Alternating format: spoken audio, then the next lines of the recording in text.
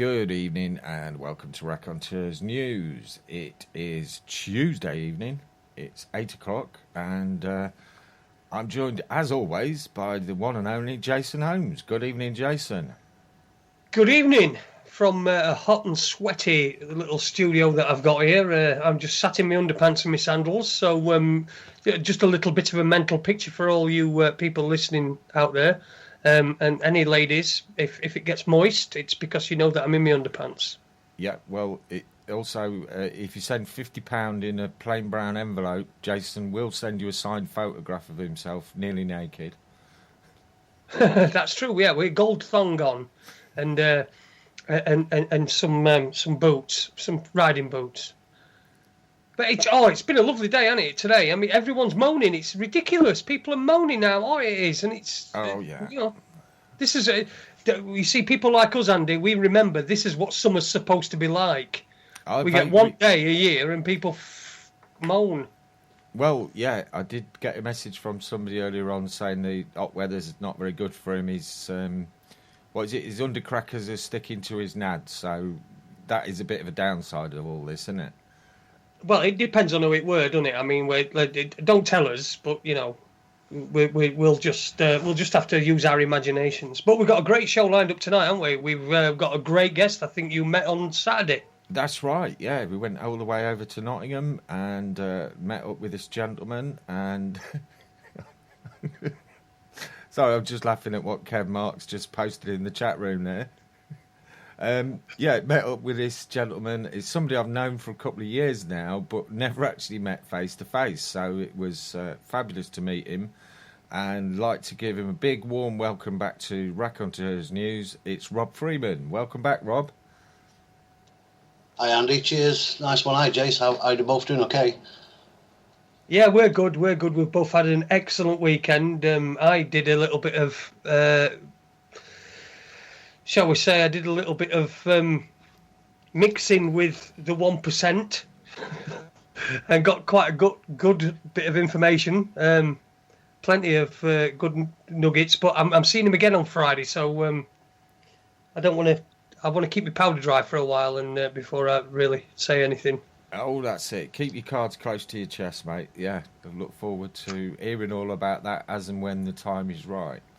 So we the plan was we were going to be joined by Rob B as well tonight, but Rob's not showing up on Skype at the minute. I'm sure he'll be along. Maybe he's working late this evening or something like that, but we'll get round that. And we've got Rob Freeman with us, and I believe, well, we built the show as we were going to talk about council tax, and also you've got quite a lot you wanted to say about the Health and Safety at Work, etc. Act.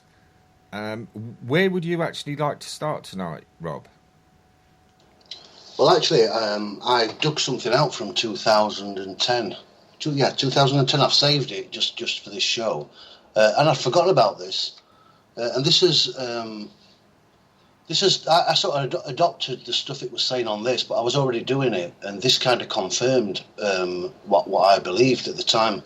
I probably started doing this back in 2007 or 8. And so what this is, what I've managed to dig out, is from 2010. And it's a whistleblower that was working for a council at the time, specifically working for council tax, that posted on a certain website. So this is back in 2010. And it was brilliant because it confirmed what I was already doing. But it actually helped me out because I was making one mistake at the time. And whoever this anonymous person is, I saved it. They've been working. I think they've been working for a certain council since about 2007 in the council tax department. And so, like I say, they posted on this certain website back in 2010. I don't think much has changed from that. It was really brilliant because, like I said, it confirmed everything I was doing was right, but it gave me a little bit of extra information that we're doing wrong. So there's about 8 certain points that they were posting. So would it be all right to start with that, fellas? Yeah, that'd be great. Absolutely superb. That, yeah, 8 points. Yeah, and so this is good because it's condensed to 8 points, and it really makes sense. Now, some of this might be obvious to people who've been fighting the council tax thing, and some of it may not be obvious. But I'll just tell you the mistake I made and why this helped me. The one point I got off this is that the usual process is you get your bill, and it's usually just before 1st of April. It's usually at the end of March, somewhere around there. You get what they deem to be a bill. And for those who were fighting it, I learned contract law very, very quickly. And so I learned to send the perceived, but it's not a bill because it's not signed, but for argument's sake, let's just call it a bill. I learned to send the bill back to whoever's issued it with you if you don't agree with it. So I sent the bill back to the council. So that's the first stage. The second stage then is after a few threatening letters, they'll send you a summons and it's usually a magistrate's court. And so what you're supposed to do is send the summons back. And then after, they'll send you a letter saying, we've now received a liability order, and you're supposed to send that back. And by sending the contract back, the perceived contract, the one they're trying to trick you with, there is no contract in place, in effect.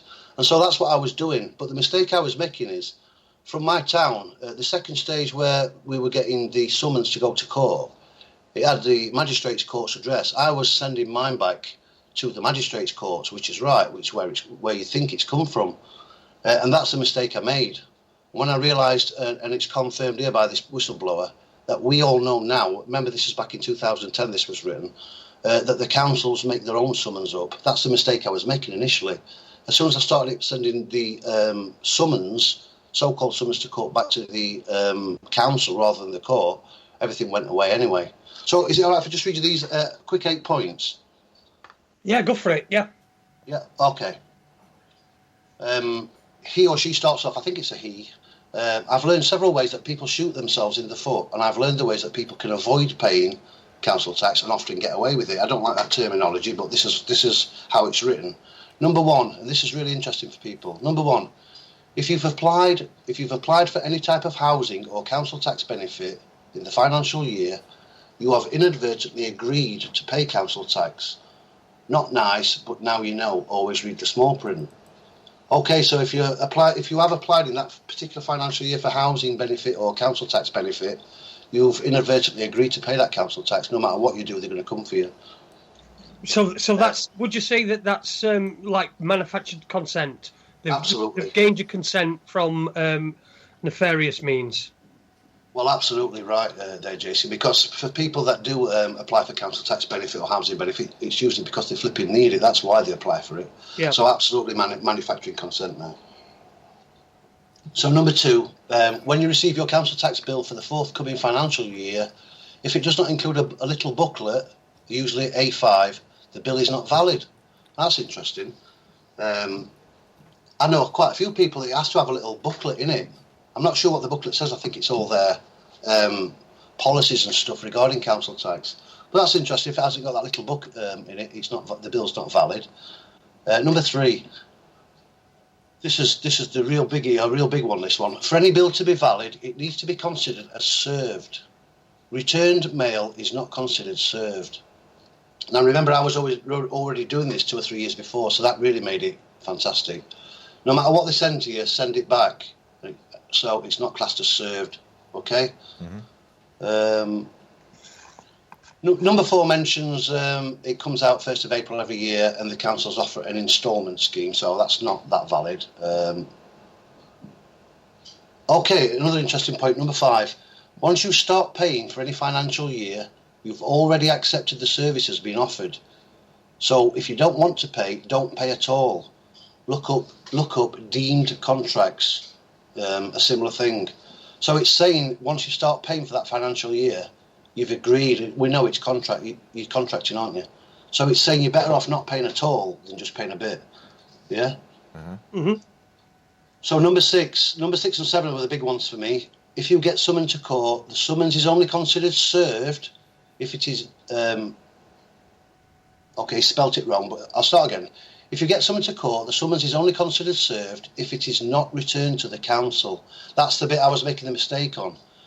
Back then, I didn't know that they were making their own summons. I thought it was the magistrate's court, and that's the mistake I was making. So it's telling you there from a whistleblower, if you get a summons, it's only considered served if it's not returned to the council. If the summons is returned to the council, it is invalid, and no court hearing will go ahead. Very simple. Number 7, no court hearing equals no enforcement at all.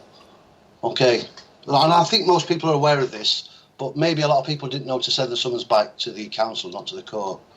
And this last one, number 8. Once a court hearing goes ahead, the council are obliged to collect the money by any means, including bailiffs, attachment of earnings, and charging orders. And that's it, really, for that. So, Rob, if you send the bill back, would you suggest that people send the bill back with anything written on it, or just a return to sender? Because I know people have got this. They have this no contract, no assured value, and all this sort of stuff that they suggest to write on your bill and then send it back. But would you suggest that, or would you suggest just sending it back blank?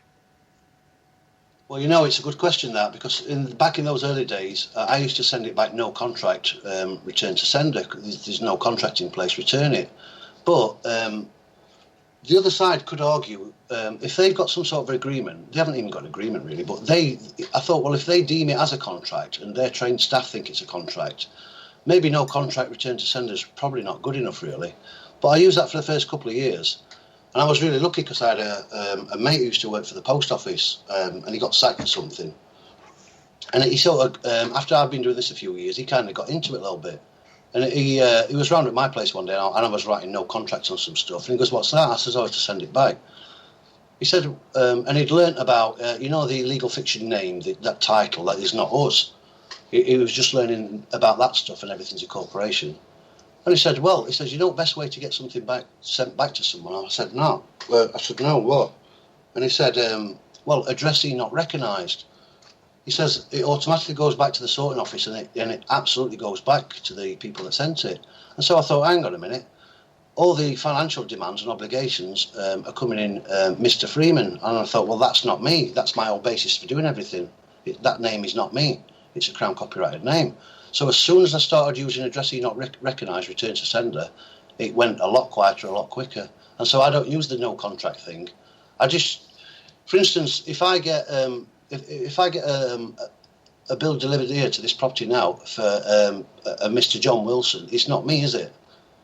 And so addressee not recognised, and there's always got a return address on the envelope, it'll go back to them. So in that same vein, Mr. Freeman, or written in any other way, obviously no financial obligation or demand will ever be in your lowercase. So it's not me. So addressee not recognised, return to sender seems to work every time for me. I did notice. I have noticed that on council tax bills, because I don't do that. I don't send them back. I just tear them up and chuck them in bin, and that works for me. So I've never sent them back. Now, do they do anything else? Do they escalate it any further? Do they ever try to sort of come back at you with different things? Specifically for council tax, James? Yeah, council tax, yeah. Well, when I did this talk on Saturday in Nottingham, which I really enjoyed doing, I did quite a bit on council tax. And for me, they never came back to me at all, apart from every year there's an automated bill that comes out, and it's for the financial year. It comes out end of March, beginning of April, and it's just every year. So all I used to do was send them back. It was only back in 2013 that they ever tried to come back at me from anything. Now, I've never paid council tax anyway, even when I didn't know what I was doing. But since about 2007 or 8, I was kind of using this system. And I never heard a thing until 2013, where they created a new position in the council. And I told the story on Saturday. And a certain woman, I think a title was concentric service manager or something, customer concentric service manager. And I thought, well, that's an interesting title, concentrics.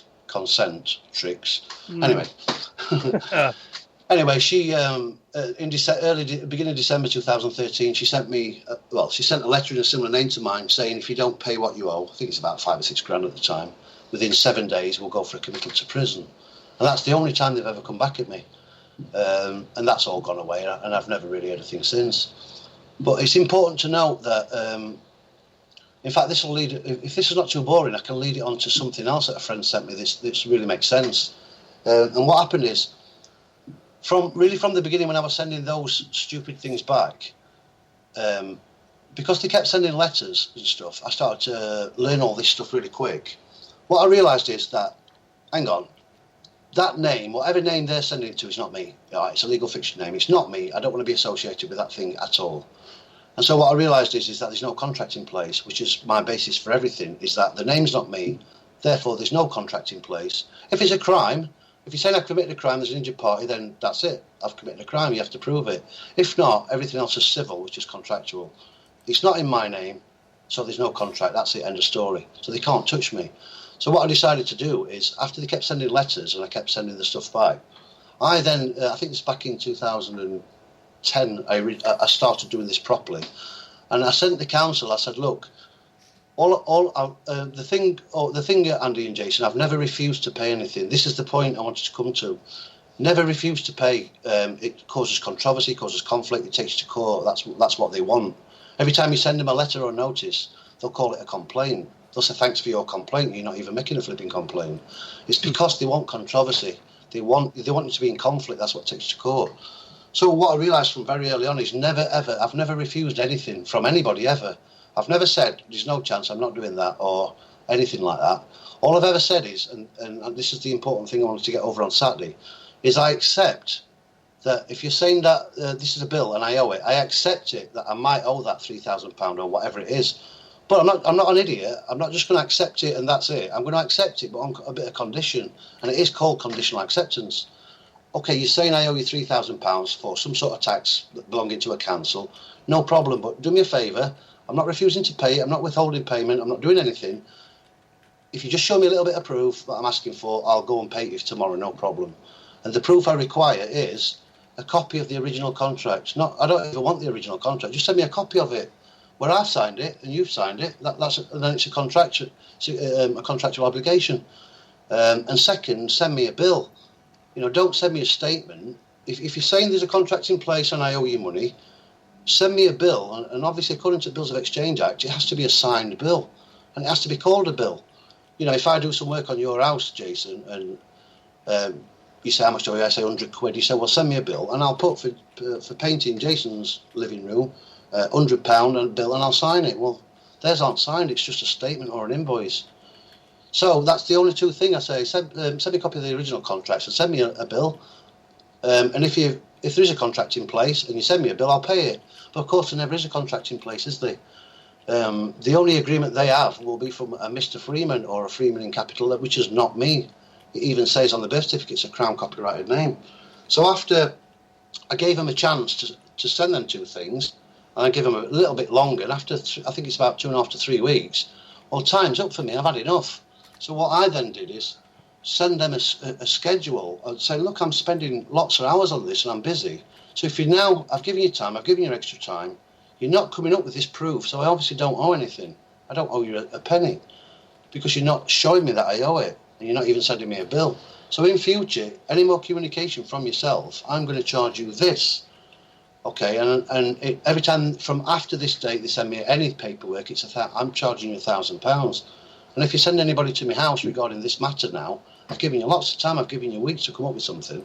So if you send anybody, it's £3,000 per person per visit. And that's what I did. And what's happened now is, remember they're trying to force a service on us. That's what they're trying to do. And we don't have to accept that service, which I'm sure everybody knows.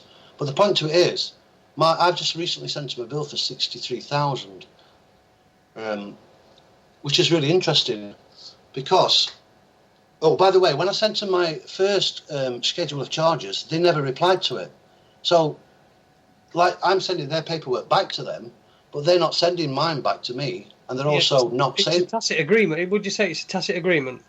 Absolutely is a tacit agreement, because, if I keep saying, Andy, you owe me £3,000, and I tell you every week, for weeks and weeks on end, if you don't say anything, Andy, ever, and I keep saying it, there's a pretty good chance that you owe me £3,000, because you're not saying anything, are you?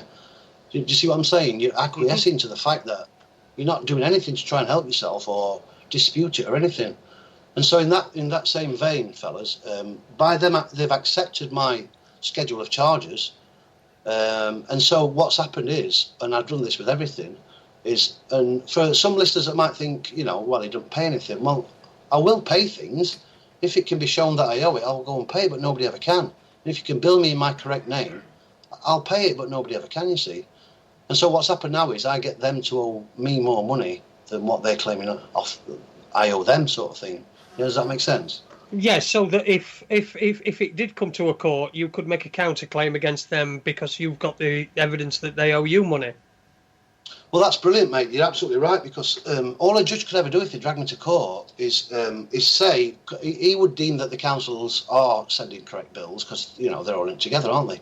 Yeah. But all a judge really, if he sat as a judge in his correct position and status, as he sat there in a proper court, all he could ever really do is look at their bill and say, yeah, that's a true and valid bill. He owes them £15,000, whatever. But hang on a minute. Rob Freeman's been sending these bills for a long time now, and there's nothing wrong with my bills. They're absolutely spot on. And so all he could really ever do, Jace, is, if he was really a fair and impartial judge, is deduct what they're saying I owe them from my amount and probably deduct £15,000 from my 63. And then give me the difference, which is why they'll never drag me to court over it. Because under contract law, it's absolutely perfect. And just on Saturday, I just wanted to read you this really quickly. During this process, I've done many things, and I think I'm going to be doing another talk about this in Nottingham. It'll be coming out again. But, in fact, I've still got this because I read it out on Saturday. During this process, every council has a head of legal department, and the head of legal department in my town is a chap called Stephen Oliver, and this is excellent. This because I sent him some letter I sent the council some letter, and he replied here.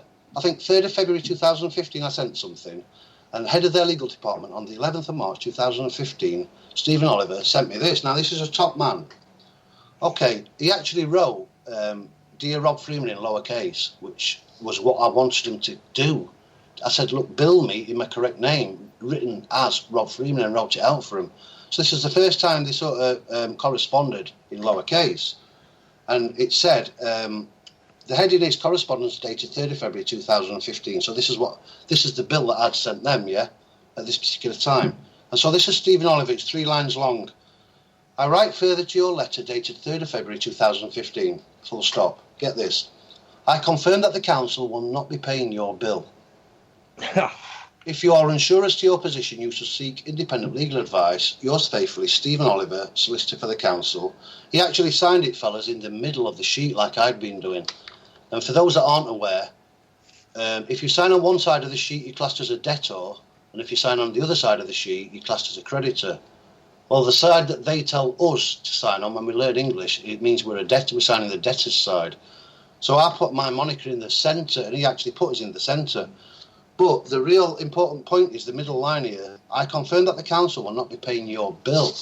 Okay, so in unbelievable excitement, I scribbled on a piece of paper, really excited, and I actually wrote back to him. I'm not reading the whole letter, but I wrote back to him, Dear Stephen Oliver, and I thanked him for using my uncopyrighted name of Rob Freeman. Thank you. Thank you for writing it in that. This bit, thank you for confirming both points, that such and such borough council will not be paying my bill, and by calling it your bill in said letter, that it is indeed recognised by you as being a valid bill. Said council have never ever once produced a valid bill to me. Okay, so what I'm saying is, the head of their legal department has recognised my paperwork as a bill. He's made a real fuck up, really, because he's called it your bill. So now I've had it by a legal top man for the council saying that, think about the implications of that, lads.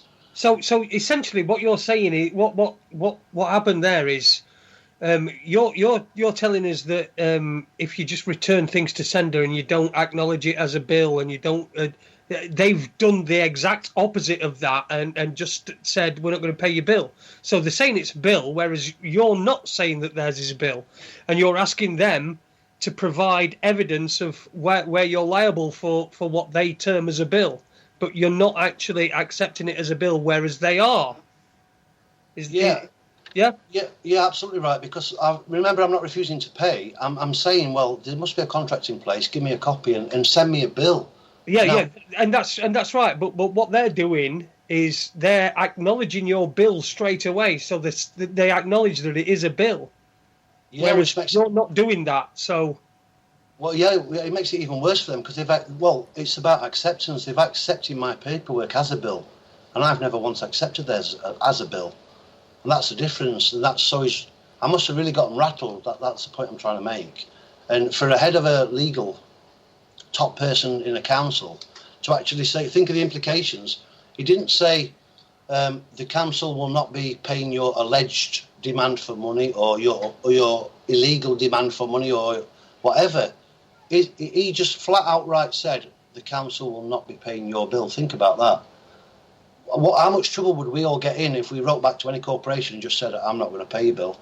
Do you know what I mean saying? So he didn't call it an alleged amount for money or anything. He called it a bill. So really, they are really in a really weak position. Yeah, so I wanted to read you that. So that was interesting. Yeah, that's very interesting, that, Rob. Yeah. Can you give us a few more pointers? Because I personally wasn't there, but can you give us a few more pointers of the things that you were talking about in your presentation this weekend? About other stuff apart from council tax? No, on council tax, but just other different aspects of it. Sorry, I just wanted to get a bit of an overview of the chat that you gave on Saturday. Okay, well, there's something here that I've got that I didn't mention on Saturday, and can I just read a couple of lines of this out, and then I'll talk a little bit more about Saturday. And I forgot about this. This is something I've had a little while. That I've got a friend called Hotep who lives in London. She's brilliant, and she actually found this out for me, and it fits in with what I've just been saying. I'm just going to open this now. Okay, I'm just going to open this file here, Andy. Mm-hmm. Okay, well, this is what she found out about the council, and then I'll talk a little bit more about what happened Saturday. What she found out is this is about council tax. If the amount remains unpaid and the levy of distress has been unsuccessful, then a billing authority can apply to a magistrate's court to have the debtor committed to prison for up to 6 months. Okay, this is what they tell us. Before a committal warrant can be issued, the person must be brought before the court for a means inquiry, which I didn't know this. And like I said, my friend Hotep's found this out. So before they can attempt to lock you up, they've got to take you into magistrate's court for what's called a means inquiry. Okay.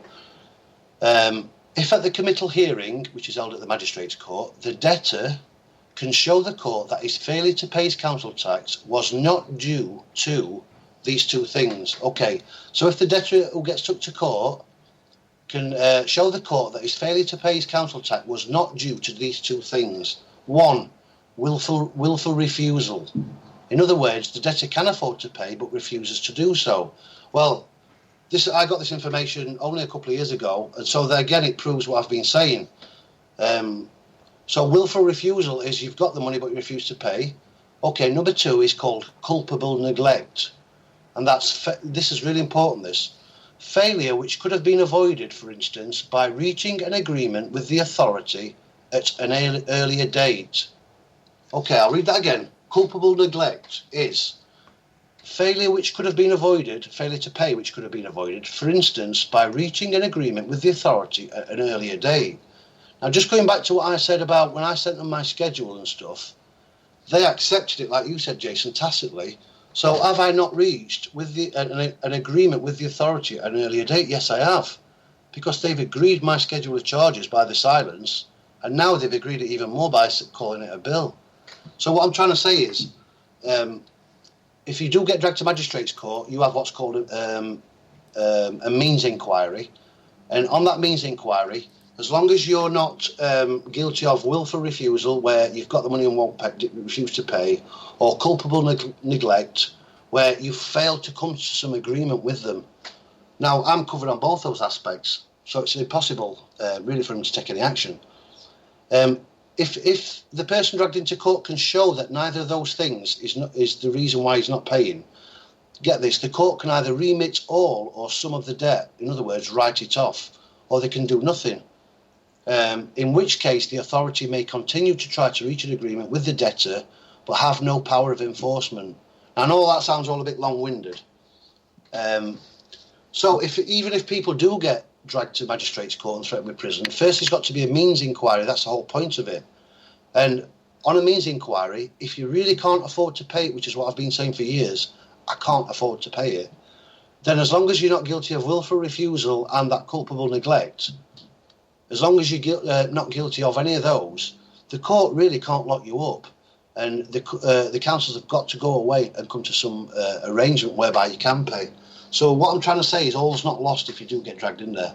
So that just further confirmed what I was doing was right. How would you fare if they accused you of failure to pay, and you would?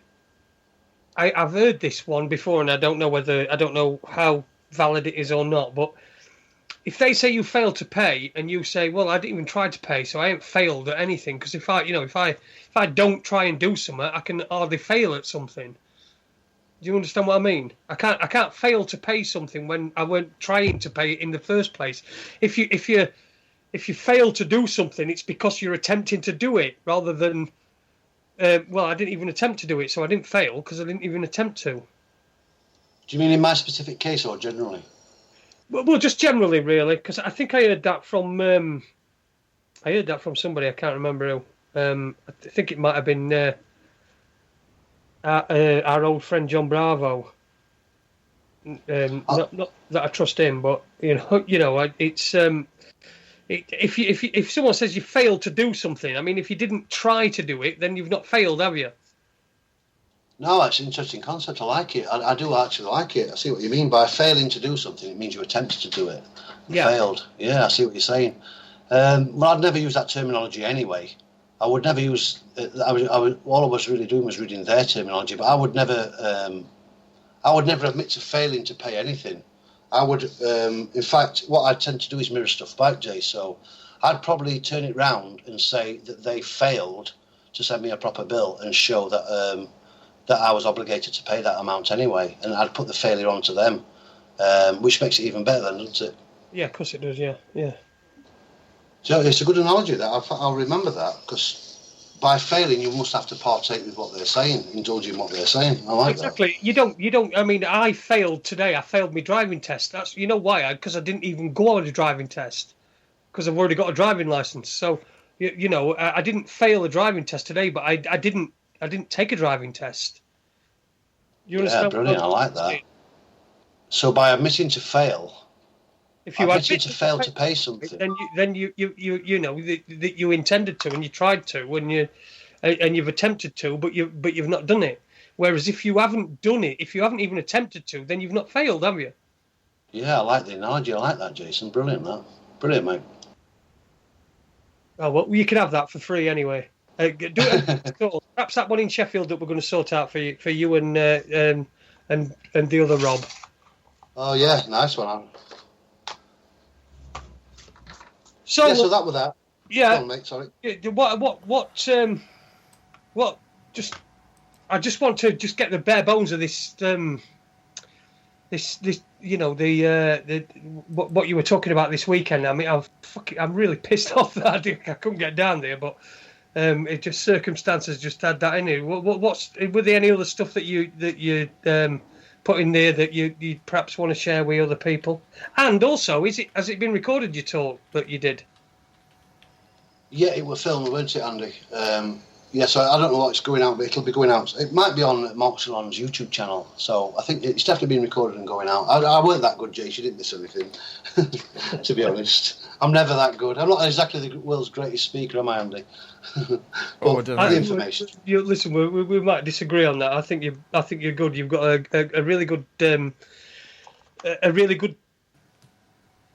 presence, and you speak to people like you're talking to one individual rather than a group of people. You know what I mean? Yeah, that works very well. Do you know what I've noticed? Does it? Do you know what I've noticed, fellas? With every single speaker I've ever seen, or almost every single one, not quite, there's 2 or 3 that do it, but I see these speakers with they've got wonderful voices compared to me. They sound like fucking BBC presenters. They sound brilliant. Or they might be doing a slide presentation or whatever, and the voices are great, and the information's like unbelievable, but they're looking down at the floor, and I don't class myself as a speaker. And Andy will tell you, the venue last time, Jason, where you was and I was in Sheffield, was a little bit difficult because it had really bright spotlights. But generally speaking, generally speaking, if I'm doing a talk, I actually make eye contact and talk to people in the audience. So it's not really a talk, is it, Andy? It's just like a sort of get-together. And it makes people feel more comfortable. And it's like an energetic thing, and it becomes more enjoyable. We have a bit of a laugh as well, didn't we, Andy? On some occasions on Saturday. Oh yeah, we had a right good laugh. Yeah, it was an enjoyable day. I think we ought to give a shout out because you're doing a talk there again soon, aren't you, Rob? Yeah, I think it's a month from Saturday, another month. So I'm not sure exactly what date that'll be. Right, I seem to think the date that was mentioned was the 20th of next month. Oh, is it? Okay, I'll check with that. Yeah, I think you're probably right. Let's have a look. Yeah, the 20th is Saturday, so that's probably right then. But yeah, I think they said third Saturday in the month or something. Well, that's one I'll be able to get down to. I'm pretty sure of that. So I'll see you down there, Rob. Oh, excellent! Yeah, brilliant. I don't think I covered much more on council tax, Jason, on Saturday, other than what I've said tonight. Obviously, I did it slower and read some of the paperwork that went backwards and forwards, but I think that's about it, really. So basically, in a nutshell, I never refused to pay. I asked for a copy of the contracts, not even the original, just show me a copy, send me a proper bill. Well, you're not doing it. The name's not me. So, it's fraudulent, as we know. It's a Crown copyrighted name. I'm not being pushed into, committing a crime, committing fraud. So the name's not me. If you think I've got a contract, just show me a copy, send me a bill, and I'll pay it. Well, you haven't. I'll ask again. Okay, this is what I'm going to start charging you now. Any more communications? You're not doing anything. You're just making idle threats. So that's what I'm going to charge you. And every few months I send them a bill that I'm never going to enforce, but they end up owing more than me. And every bit of paperwork, 3 most important bits of paperwork: the so-called bill, back to the council; the summons, which I was doing wrong, but now I'm doing right, back to the council. And then you'll get a letter saying, we have now received a liability order, send it straight back to the council. Interestingly enough, I did say on Saturday, I don't know if you can remember, Andy, I said I've never seen anybody actually have a liability order yet. Mm-hmm. We get notification. So I'm just reading the chat room there, somebody's just asked a question. We get notification that they've acquired a liability order, but they never show you the liability order. So as I'm saying this on Saturday, one lady shouts and says, well, I've got a liability order. I've actually got mine. And I said, oh, interesting. Now, anybody who's ever received a liability order, which I've never seen, but when they've told me about it, it's never signed. And this lady says, well, I've actually got one. I said, oh, right. The reason they're never signed is they're not valid, as we know. The council just make them up themselves. No judge has ever, or magistrate has ever sat and created that liability order. So this lady stands up and says, well, I've got one here. And when I've heard people have got them, they've never signed. So I said, is it signed? She went, yeah. I thought, wow. So she passed it through and it came to me and I was at the front. And when I saw it, I laughed because it had a signature, which was a photocopy signature, but it had no name. So rather than somebody printing a name and then no signature, on her particular one that came from the council, they did it the other way around. They scribbled some scrawly signature and photocopied it, but there was no name. And I said, and everything was just typed. It looked like I'd just knocked it up on a computer. And I said to her, this is supposed to be a valid liability order. Do you think it is? She went, no. And I said, look, there's a signature. I said, do you know what that name says? She went, no. And everybody who looked at it, nobody could tell what the name said. So again, it's just an invalid order created by the council. That's the only time. It is an illusion because I remember back at the time when you did that talk for us up here in Sheffield, we had a bloke who were coming along to the meetings who I think we're a bit anyway. It was disruptive anyway, but he did bring a council tax bill and a liability order. And they were on the exact same font. They looked exactly the same.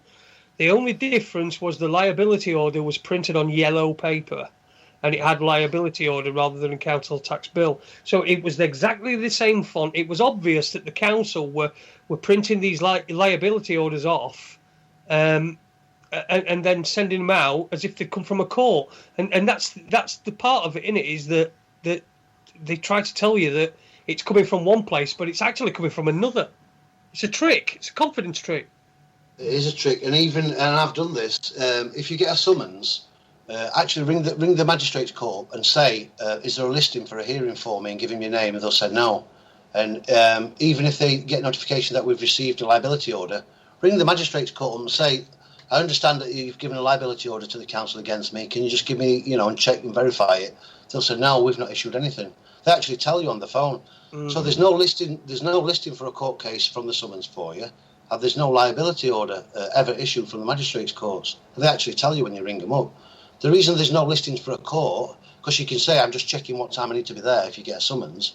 The reason is that we know the summons is created by the council, but there's probably about 1,000 going through that day that you're just stamping. So that's why when you ring up the court staff can't tell you, because they're not issuing anything, as we know. They're just hiring the room for the day. And that proves it. I was sat in Barnsley Magistrates Court a couple of years ago, and I was fighting a speeding fine. And I made loads of mistakes, and I ended up coming out the wrong side of it. But I was sat in Barnsley Magistrates Court, and the outside the court, in the sort of corridor area, and I was right next to the entrance where they have the G4S and they have the metal detectors and all that, and you have to walk through and do that. And as I was sat there, a UPS bloke walked in with a great big massive jiffy bag, and he just said to the security, it's liability orders just here for signing, for stamping. That's what he said. You actually said, you heard him say that? Went out. He actually said that. Wow. Well, also as well, I've mentioned it before. Many years ago, I worked in a local council. I was in the finance department, and it was the first year that council tax was on the go, because it had previously been what they call community charge, better known as poll tax. And I remember paying a visit to the computer section, and one day there was a big pile of paperwork there that had just been printed off. And I said, oh, what's that? They said, oh, it's liability orders. I said, oh, I thought they came from the court. Oh, no, we print them. So it's been going on right from the start of council tax. Wow, interesting. And just on that same vein, before we move on from this, have you ever thought, has anybody ever really thought what a liability order is? A liability order is only an order, if it's valid, is only an order made by a judge or a magistrate that we have the liability. It's not over and done with there. They say they've got a liability order. Even if they did get a valid liability order from a judge or magistrate, that's not the end of it. All the judge is ordering is that Mr. So-and-so is liable for that bill. It's not finished there, because what happens is they say we've got a liability order, and then they just flipping stick you with a £3.5 bill or whatever it is, don't they? That's not what a liability order is for. It's an order that one of us has the liability to pay a bill. Now, that doesn't mean that they can just stiff you and shove the whole amount on you. It just means that you're liable. Remember the thing I read earlier? There's nothing to stop, even if you do get a valid liability order, there's nothing to stop you then negotiating and saying, well, look, I haven't got the money. You've got an order saying I'm liable, so it's an admittance by somebody that I'm liable. But that doesn't mean you have to fork out the £3,500 or whatever it is. It doesn't mean that you can't negotiate and say, well, look, I can't pay that. And then they've still got an obligation, the other side, to come to some arrangement on some payment terms. So people think that the liability order is that's it and it's over, and it's not. And it's gospel. And in the liability order, like you say, it's a liability order. It's just an order that says you're liable for that. It doesn't give them any authority to enforce that, does it? It just says that, okay, you're liable for that. And it just says that you're liable. Go on, Jay, sorry. I would just say, and I just suppose that that's if it comes from a court, but it clearly doesn't. It's from the council. It's the council sending you really what is a begging letter. It is. It's exactly what it is. And just one last point on this, that I think it may have been Peter Kroll that was on Doc Rock's show a few weeks ago, and he mentioned that once they got this so-called liability order, they could take action, like it said earlier on with that whistleblower. It said they can instruct bailiffs, attachment to earnings, or they can put a charge on your property. Well, he got notification that they put a charge on his property. Now, I've helped a few people out here. I said to him in the chat room as he was doing his show with Doc Rock, I said, Peter, did you actually phone the land registry up and check whether there's a charge on your property? He said, no. I said, well, do it, and I can guarantee you there is no charge on your property. And I've had other people do this. They've had a letter or a notification saying, you've not paid it, we've got the liability order, we're putting a charge on your property. And they try and frighten you to say, we're going to make you sell it. And I've had people, they phoned up the land registry and there is no charge on the property. So council tax is a scam right from start to finish. They've no real authority other than to provide a service. There's no contract, there's no bill, there's no invitation to court summons, there's no court case, there's no judges, there's no magistrates. They do not obtain a liability order, and then they do not put a charge on your property. Wow, what a massive scam from start to finish. Yeah, absolutely. I mean, everything really is. We had, I think you noticed it. I think we had a question in the chat room from Mithrin. Moving on from council tax for a second. I mean, we can come back to that. And Mithrin wrote, if I can find it, could the guest recap the gas meter things, please? So wow. Okay, that's phew, nice one, Mithrin. That's kind of like saying, can you read the first quarter of the Bible? It could be a full show in itself, this, honestly. Wow, what a journey I've had with these people. Both. Are you saying? Oh my God! Have you not seen my video? Have you not seen the video online where the police smashed their way into my house? Was that a couple of years ago, though? No, it was last year.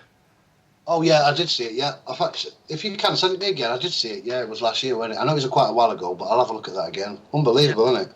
Oh yeah, absolutely. Yeah. Go on, carry on.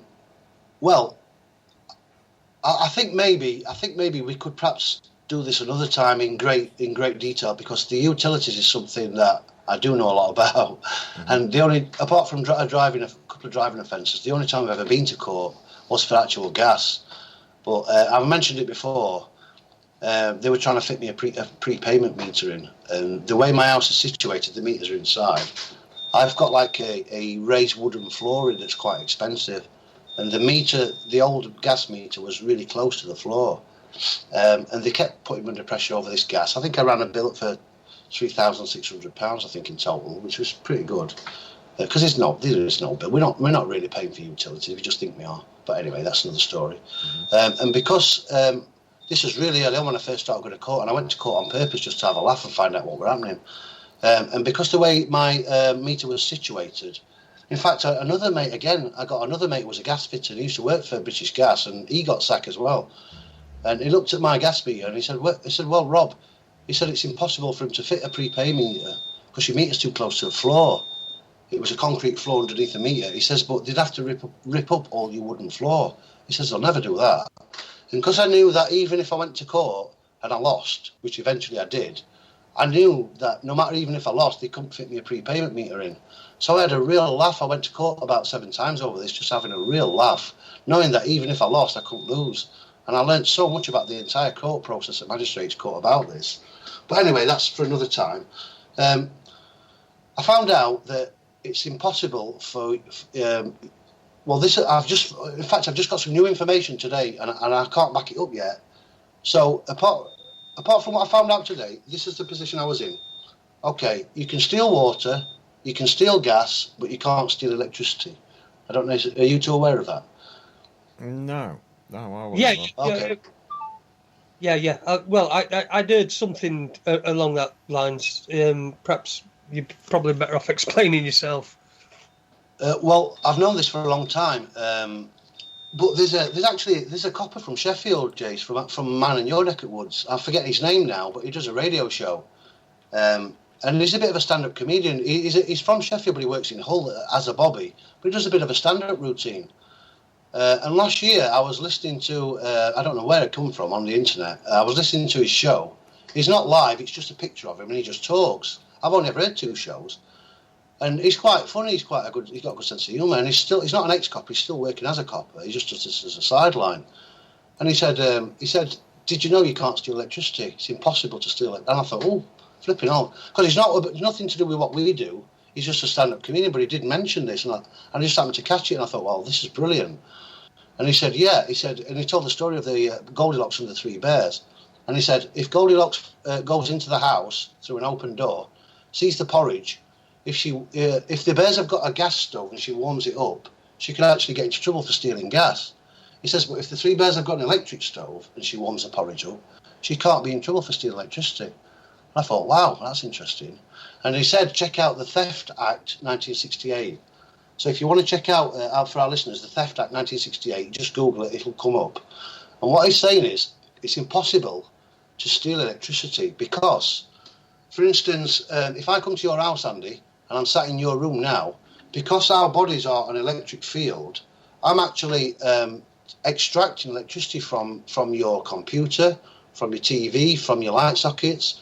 Because we are have electrical fields, we're constantly, when we meet and engage, constantly taking and giving electricity backwards and forwards to each other. Okay, so I've got a friend who's just actually been to the police station today. When I realised this, in fact, it was about 2 years ago I saw his stand-up routine. I had a friend who said, "Can you help me out? They're trying to get me for growing a certain plant." And he said, "I'm not bothered about the growing the plant thing. I can handle that. But they're trying to get me for stealing electricity." And what the charge is, I said, "Well, what's the charge?" And he said, "Extracting electricity." And I said to him, "Right, okay. They've said extracting electricity. Is that the charge? Have you got your charge sheet?" He went, "Yeah." And I wasn't with him. I was talking to him. I said, "Do you want to check it again?" He said, "Yeah." He says, "I know what it is. Extracting electricity." I said, "No, get your charge sheet and read it to me." He went, "Okay." And he was a bit pissed off. He thought I was just being sort of pedantic and fussy. Anyway, he went and got his charge sheet. I went, "Right, read me the charge." And he said, "Abstracting electricity." I went, "Stop. Abstracting electricity, not extracting." And he went, "Oh, shit, yeah." So everybody I know who thinks they're getting done for stealing electricity thinks they're getting done for extracting electricity. It's not.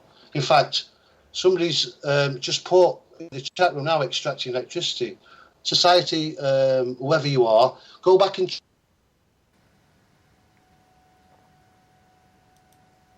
No, what? Now, there's a massive difference.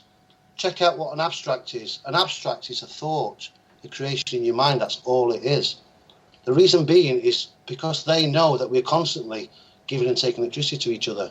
So abstracting electricity is the charge. Now, what's an abstract? It's almost thought crime.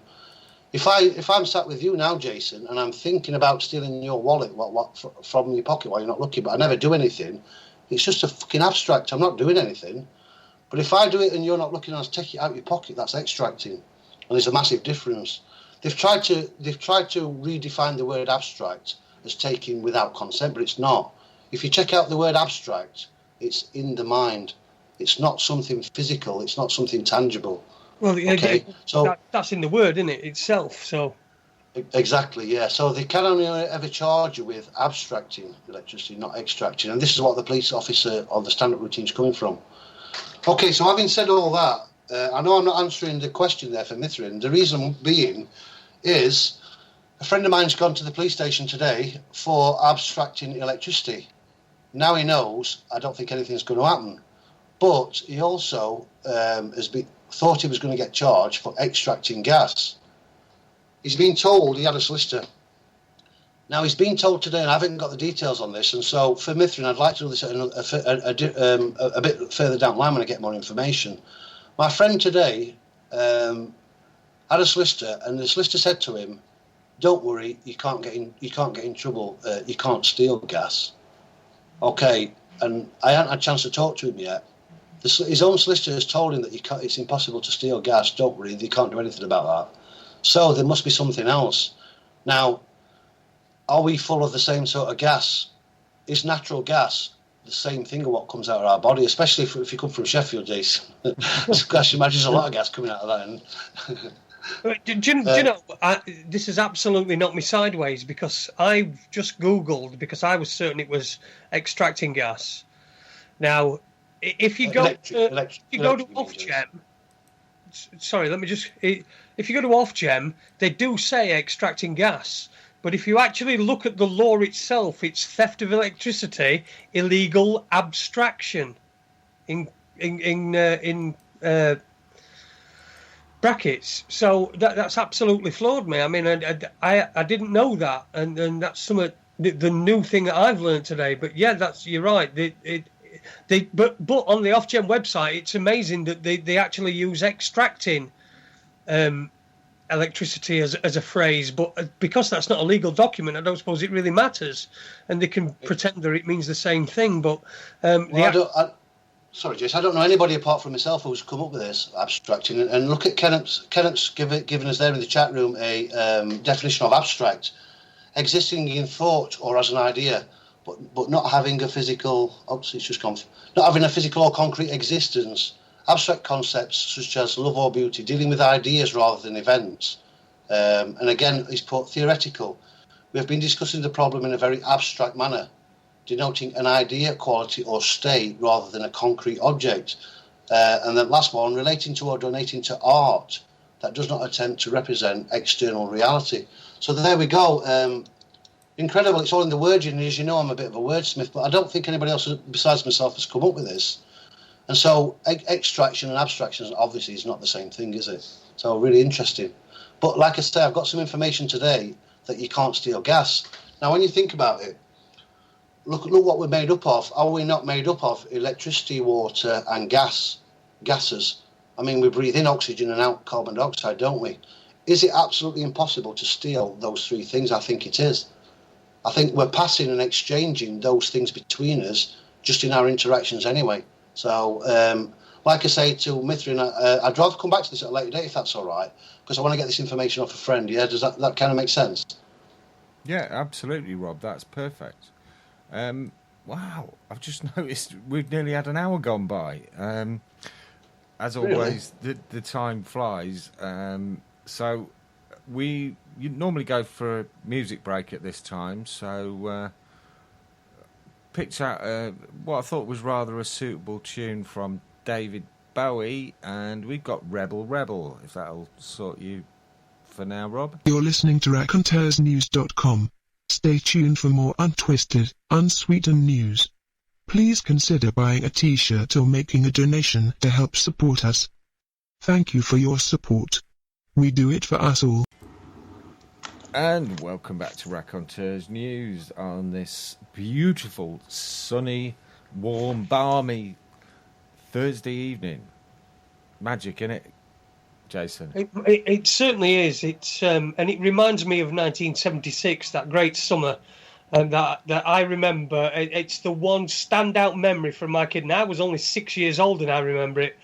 And today just reminds me of that. I just wish that we had more 1976s and less of this, 1 day summer a year bollocks, just because they want to spray things in the sky and piss all over us. Sorry.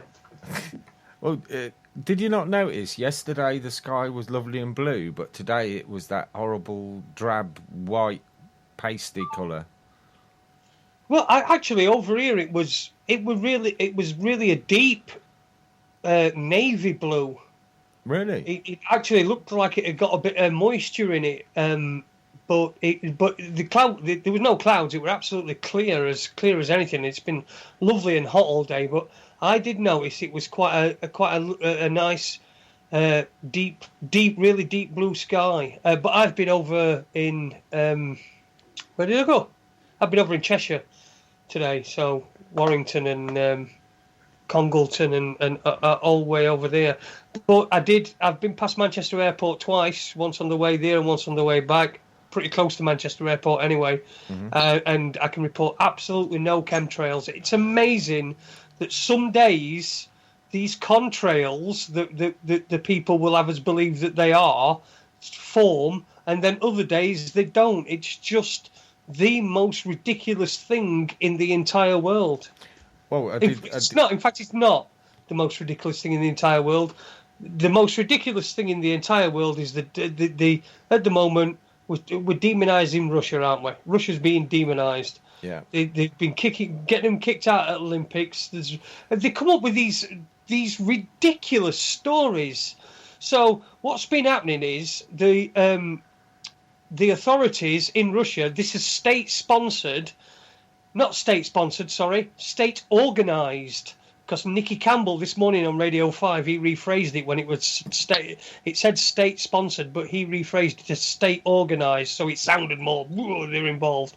This is doping that's been going on. So they've been giving the athletes drugs, and then what they've been doing is they've been switching the samples for clean frozen samples that have been taken before. So they've got on loads of like tubes of piss, and then they've frozen them when people are not on drugs. And then when they've come to drug test them, they've gone and snuck in and broke into the place where they're testing them and swapped the drug ones for the clean ones. It's just so ridiculous. That's the most ridiculous. Anybody that gives any creed, any penance to that is, I'm sorry, but you're an idiot. Well, to me, something that was pretty telltale on regarding these linear clouds that keep appearing in the sky was some video of what looked like an Airbus. It might have been a Boeing, but it was flying along and it was producing this white trail, but it was only producing it from one wingtip, not the other one. Clever trick. And it wasn't coming from the engines, it was coming from the wingtip. From the wingtips, yeah. The engines it's are midway obvious down that something's going. And even there's even admissions that they're doing this sort of thing. There's a bloke who stands there and he says that they're spraying barium into air to combat climate change. Well, if they're doing that to combat climate change, it's working. You're making it too cold. We want it hotter. We want more days like this where it's really hot and people are complaining that it's too hot to go to work. I mean, it only takes it to go up to 30 degrees and people are looking for excuses to get off of work. That just shows you how starved of decent weather we are in this country, where you can sit on back garden and have a drink. And this is all done on purpose. And people need to understand that they're not getting a summer because somebody's deciding that they're not allowed a summer. Mm-hmm. Yeah, absolutely. Well, we've had our tea break, and I believe our guest Rob's back from making his brew. And welcome back, Rob. Cheers, Andy. Yep, thanks. I've got a couple of you. Lovely. Oh, excellent. And we've also been joined by another member of the RN team. It's our very own Unique Lee. Good evening, Lee. Hey. Good evening, Lee. Hello. Hi, Lee. So I know you came in because you've recently been challenging the council tax yourself and had a certain degree of success, Lee. So would you like to perhaps tell us about your experiences? Well, you can do, but I was more interested in what Rob was saying before about this. See, there's a little thing with the county councils. I don't know whether Rob knows this, but can the county take money? In other words, the reason why. Yeah, I don't know if it's the magistrates' court or the county courts, but one of them, you can actually put in a negotiable instrument to the court. And I'm wondering if you could actually use that instead of, people use escrow accounts where they just won't pay the money. Well, they'll hold on to it and put it into an escrow account until the debt's been, established. But I wondered if you could put it into the court and say, okay, I'll give the money to the court as a bond, and when you can prove liability, I'll let the court release it to you. Have you seen anything like any of these the acts? Well, actually, Lee, Rob B has got it in an escrow account of his own, ready to pay upon certain proofs. But you've hit on a couple of things there. Why is a council tax affair going to magistrates' court anyway? As you know, Lee, I think we've discussed this. It should be going to county anyway, because it's a money claim. Yeah. But I've been doing a long court case for a friend that I spoke about on Saturday, and we filed about 1 year and 3 months ago. But I've been helping him. He's a really close friend for 3.5 years now. And what I found out is that there's a facility in the court where you can pay money in. See if I can get this right, because it's a couple of years ago since I read it. There's a facility in all courts where two opponents, one can pay the other one a sum of money and the court can hold it. So there is that facility in every court, Lee, where they can hold it. Yeah. In effect, in effect, I suppose you're saying it's even better than an escrow account because you're actually paying it into the court and they're holding on to it, yeah? Yeah. So it takes all of that thing about that you're not willing to pay it. It just destroys that idea already by doing that. It's a great idea, Lee, and it is. And I've seen that there's a facility in every court for that to happen. And it's just that nobody does it. So yeah, it's a great idea. So that was one angle I thought about doing it, but my approach, mine's different to yours, Rob, because I didn't recognise the debt from the beginning. It's like I was saying on the chat before. It's all right saying, well, you're a liable person, and we've identified that person as the liable one, but it still doesn't go back to the right to the beginning. Well, how was that debt formed? See, this is what's brilliant. You can speak to 10 different people who are battling council tax and get 10 different ways of doing it. This is what's great about this. Yeah, I agree with you, Lee. That's just my way of doing it. But yeah, absolutely brilliant. So that was my foundation stone that I basically told the council officers when I was there. It was like, here's my foundation stone. You don't have jurisdiction. The magistrate may have court. But if you look at the magistrate's court, I think it's section... Under the jurisdiction to issue summons, it says where a complaint relating to a person is made to a justice of the peace, the justice of the peace may issue a summons to the person requiring him to appeal before a magistrate court. Now, we know fully well, no justice of the peace are signing these liability orders. They're signed by legal advisors, which are not justices of the peace. So there's your first part of fraud. The masking behind that justice of the peace title. Absolutely. In fact, and again, Rob B does it another way. He questions the authority of the ones allegedly billing him, basically. Yeah. He questions the structure, their job descriptions, their authority, their scope of office. And that's another way of doing it. So, fantastic. All this is going to come to a head eventually, and we are going to get, the remedy that we want. Yeah, you get the impression that there's a lot of people chipping away. What I would say is that the best way for people, especially for people listening, is find the simplest way and the simplest way that works for you, because some of these things that you're talking about, Lee, are going way above my head. You know what I'm saying? So it's the simplest way. The way that works for you is the best way, really. I'm a very simple man. My whole purpose of this is someone's claiming that I owe them money for a service that I have no hand in. As far as I'm concerned, legally speaking, that's what's called an unconscionable contract, because I need to be part of that formation. I've got to inspect the quality of the goods. I've got to inspect all kinds of things to make sure that's beneficial for me. And hence I'll put my sign of nature to it. You can't make one for me. You can't give me a benefit that I don't particularly consent to. It's called in vitro beneficium non datur. You can't confer a benefit upon someone without their consent. Now, that's what they're doing. Have 3 services for these fire service, police commissioner, and bin collection. Well, maybe one of them I might consider and may volunteer something for the bin collections and emptying bins. That's negotiable. But I would never go in my normal life go into those 2 organisations saying, please, can I have a service from you? Yep. They're not really on my list, to be honest. They're probably 1,001 that I might consider if I'm completely desperate. But they're not a priority. So I'm saying, but there's no way I would ever, even if I was outside of my right mind, why the hell would I ever make a contract with those 2 entities? They serve no purpose. I've never seen them since apparently we made a connection. No, I've never seen sight or sound of them. Well, what you've just said, Lee, is really deeper than what most people think, because that's indicative of the whole system.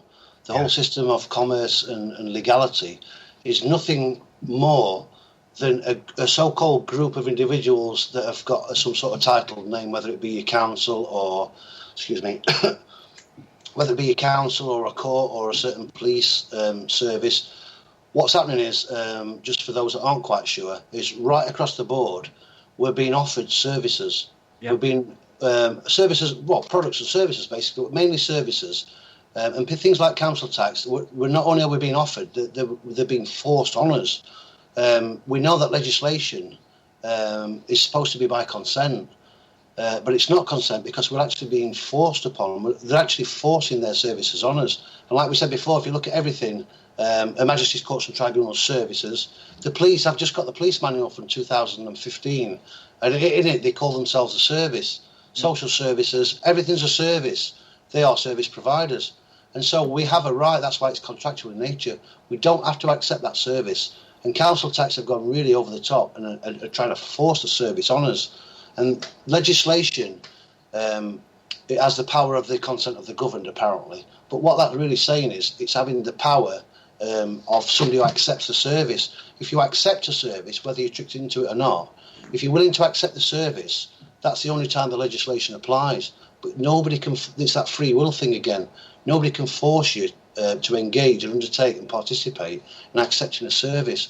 Otherwise, it's out and out slavery, which they'll never openly tell you that's what it is. So you've always got a right to deny that service.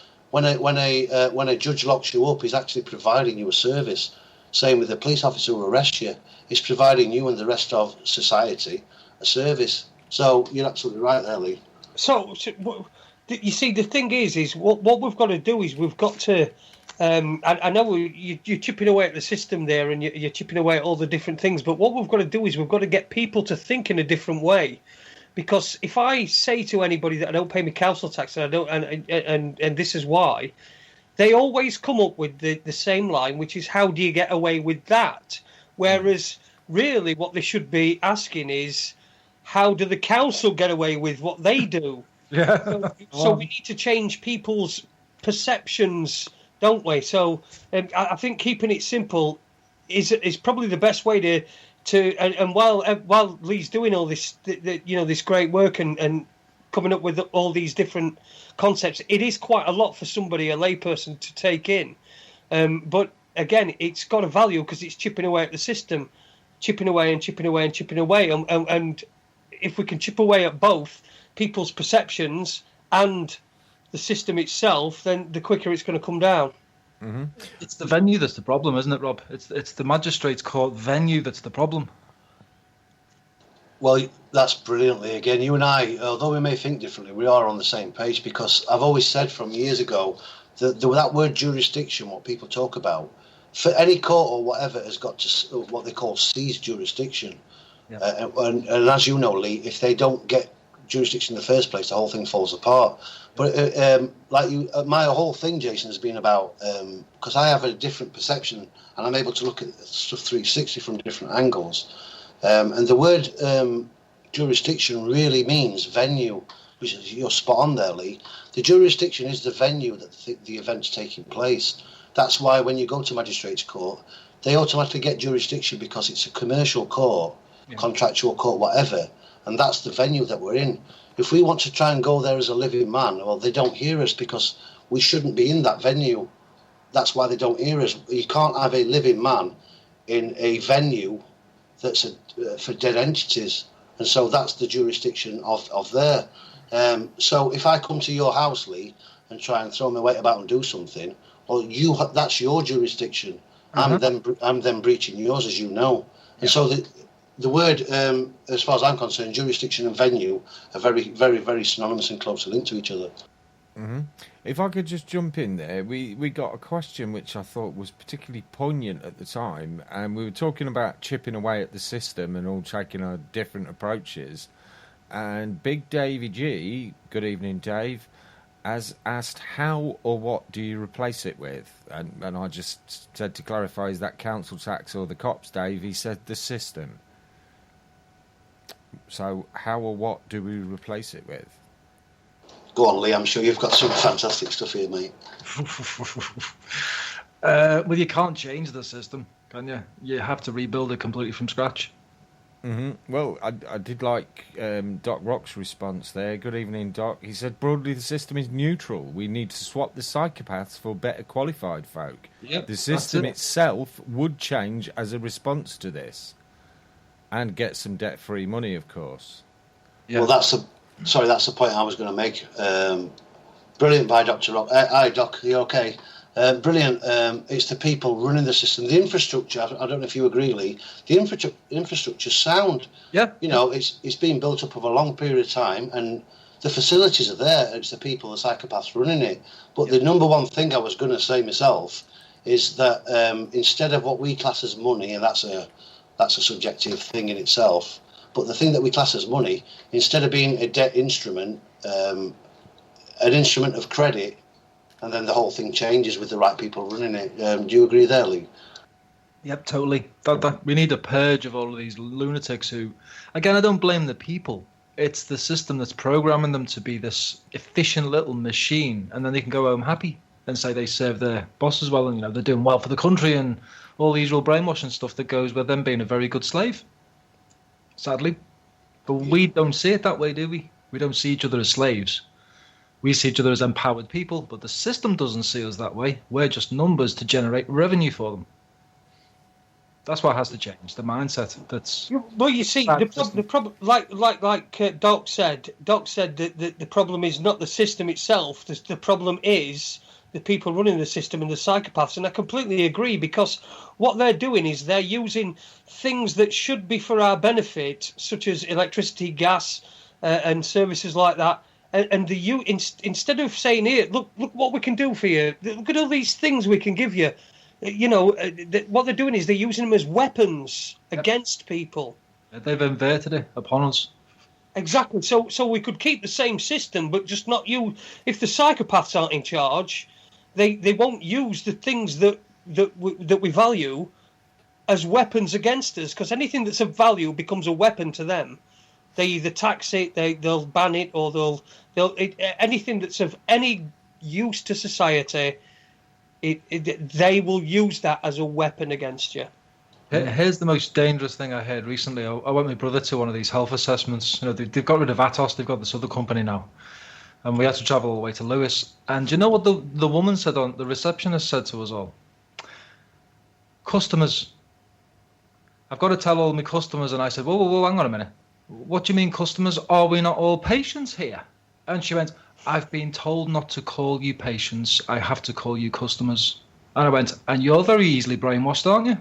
Good to see the system's working well." And she just put her head back into her computer. Well, it's funny there, because as Jason was talking, what I was going to say is that the problem we've got is that it's the corporatization of everything. This is the thing. Everything as we know now has become a corporation, and they've even tried to corporatize us with that name. And so what's happening is corporations, anything you can think of right up to the Vatican is a corporation, again, unjustly enriched off the suffering of living men and women. That's the problem. By corporatizing everything. I mean, people talk about fascism this and communism this, and the whole thing is a corporate takeover, really. By breathing life into a corporation, they've extracted life, if you like, from a living man and woman and corporatized us.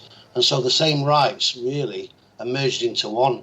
And so we've got faceless, unaccountable corporations that have become the new slave masters now, and we've become corporate vessels ourselves. So corporations are basically getting unjustly enriched off our sweat, labour, equity, and our pain and toil. Yeah. And it is the reason why I've linked it to being customers, how they're slightly just changing everything, because my big challenge to the council was, again, going back to your connection before, they believe that you and I have a customer service relationship somehow, right? You're not really anything other than a customer to them. Now, I said before, the magistrate, when he assumed, he said something in front, he said, you ever been writing to the customer? And I went, whoa, objection. I am not your customer, right?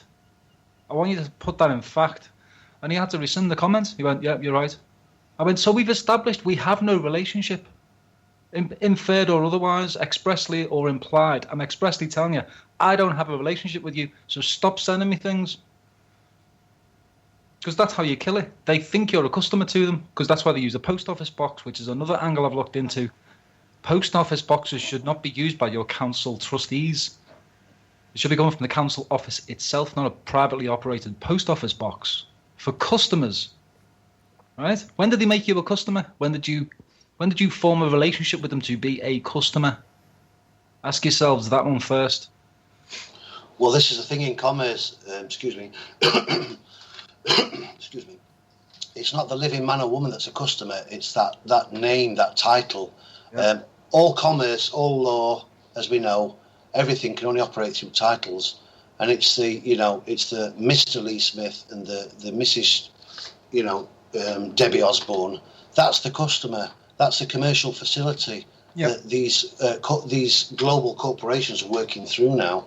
Unfortunately, if you're in the unfortunate position where you're not working on, you've got to rely on some sort of state benefits, and I've got lots of friends who are doing this. Some are single mothers, some are just struggling, some are unwell, need disability. Unfortunately, the commercial facility is the very thing that's enslaving us that we're trying to get away from. That obviously was created by the birth certificate. That commercial facility, that legally dead name, is the only means that we have of operating through commerce and getting our money, sort of thing. And so that's a stranglehold. Yep, sorry, go on. That's right, Robert. I mean, again, this is a place where they've got you by the balls, because back in December, I had a heart attack, and when I was in the back of that ambulance going to hospital, and while they were performing that surgery on me, I was happy to be a customer. I was glad I were a customer. So you sort of you grab by balls, really, aren't you? You've got to be a customer.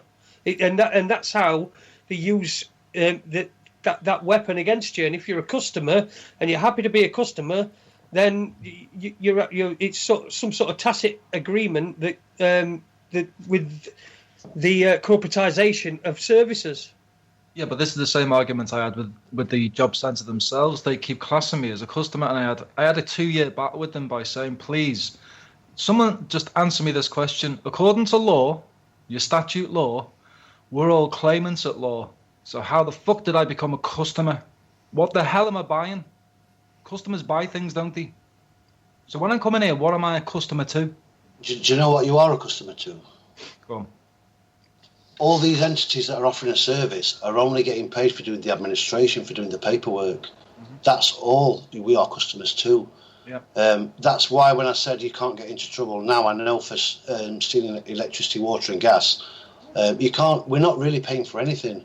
We're just deferring a payment. Yeah. But the point to it is, all these corporate entities now, all those services that they're providing, is really just providing the paperwork. And what they're doing is, it's dressed up like they're selling us a product or providing something that we're buying. So we're never buying electricity, we're never buying gas, we're not even buying a widescreen TV, a car or a house. What we're doing is, because it's the UK corporation, we're in a state of bankruptcy called a Chapter 22 bankruptcy, which is debtors in possession. And what that means is that we're allowed to carry on trading, but all that's happening is, because we're in a state of bankruptcy, is we're exchanging pieces of paper, namely, let's say, 5 £20 notes. We're exchanging pieces of paper. Let's say we stick 5 £20 notes for a TV. We get the TV. The TV's free. We're not paying for the TV. What's happening is, what we're paying for is for the paperwork for the other side. That's why you get a receipt for the books to balance, and that's simply because we're in a state of bankruptcy. And that's all anyone is really charged us for, is for the administration, the paperwork, rather than the goods or services themselves. Did that even make sense? Yep, absolutely right. Yep. It's all there is, administration. But they're convinced that they're customer services. And I'm like, when you walk in, there's a personal advisor looking at you. And I'm like, well, I don't know what you are. I need to see an employment officer. And that was my other big argument. I got sanctioned and my claim terminated because I went with that approach. I was like, I'm not seeing anyone unless they're an employment officer, because that's who I should be speaking to. I don't know who the advisor is. That's absolutely brilliant. Because why would, if you were a customer, why would you be seeking advice anyway? Exactly. That's perfectly what you said. What you're looking for is an officer who can maybe help you find some employment. That's an employment officer. That's his title. Employment. Obviously, he's not a personal advisor. I don't want advice. He's there to help me with employment and do everything under their own charter. They've got a corporation charter. They're there to help, aid and assist. And that was the angle I went in. All right, I'm going to put you on your duties. You're an employment officer. You're here to help me. Here's my business plan. Here's my plan for the next couple of years. And here's how you're going to fund me. And the guy terminated my claim eventually because he wouldn't sign my agreement. Listen, I've just got to answer my door because I think I've got a slight knock on the door, so I'll be gone 2 minutes. Sorry. Yeah, no worries. Bailiffs. It'll be bailiffs. They've heard him on radio. Yeah. Well, he's in anyway. That's it. Yeah, that might be it. I doubt it somehow, but they seem to leave Rob alone. But you never know what's round the corner. I just noticed that Ken's put a definition of customer in the chat room for us. Customer, noun, a person who buys goods or services from a shop or business. As in, Mr. Harrison was a regular customer at the Golden Lion. Or 2, with an adjective, a person of a specified kind with whom one has to deal. I.e., he's a tough customer. So, thanks to Ken and thanks to the Oxford Dictionary, because we know that. I can track that one back. If you look further back and look to customs, you'll find it's to do with prostitution. Mm-hmm. It always does. He was a tough customer. It doesn't come from that. It comes from being a prostitute, charging money and haggling. Oh, right. Yeah. Just, innocent little factoids. He was a tough customer. He would only pay me threepence halfpenny. That's the one. Just to give a, It's just a nice context on when you think, oh, he was a satisfied customer. Think about that one. What did you get serviced by? Okay. Yeah, so, sorry, is Rob back with us now? Yeah, sorry about that, I'm back, yeah. I don't know if you mentioned it when I was gone, but obviously soliciting is supposedly against the law. So never have a solicitor. It's exactly the same thing. Prostitutes don't get into trouble for prostitution. They get in trouble for soliciting. So that tells you everything, doesn't it? Except those solicitors don't sell their bodies, they sell our bodies down the river. So. What if you're accused of curb crawling? Well, some of the cars I've drove, that's about as fast as they can go, crawling against curbs. It's a joke. It's a joke. I know exactly what happens when you're accused of curb crawling. Right, so we've got about we're 32 minutes from the top of the hour. Yeah, well, we've got about half an hour left. So where are we going now? Tell you what, can I insert this quickly? This was a reply I got off my brother sent one of these things off ages ago. Well, last year about council tax. I mean, asked similar questions I did before. I took it up and started running with it. But here's a reply we got back, and I won't read it all. It's just the main parts. It says that liability to pay council tax is based upon holding an interest in the relevant property, and a duty is placed upon all persons retaining an interest in property. There is no requirement for any contract to be made, they say. There is no requirement for a particular man or woman to act in its stead. This is when I asked them, well, who's this Graham Bourne guy? Who is he exactly? And this is what they say. There is no requirement for a particular man or woman to act in its stead, its stead, in order to give legal validity to the council's duties. In other words, if that's an artificial person that's doing all the billing, it's okay. It's still legal. That's really interesting, that, Lee. And that point, what you said, could you just repeat that bit again where you said there's something about basically there's no, you don't have to have a contract in place. Could you just read that bit again, please? Yeah, again, if you want these copies, I can give them. I can retract all the stuff that's not personal. But it says, it's a duty placed upon all persons retaining an interest in property. There is no requirement for any contract to be made. You see, listen to that, how they phrased it. It's all in the words. There's no requirement for any contract to be in place. Well, yeah, they're not saying anything wrong there.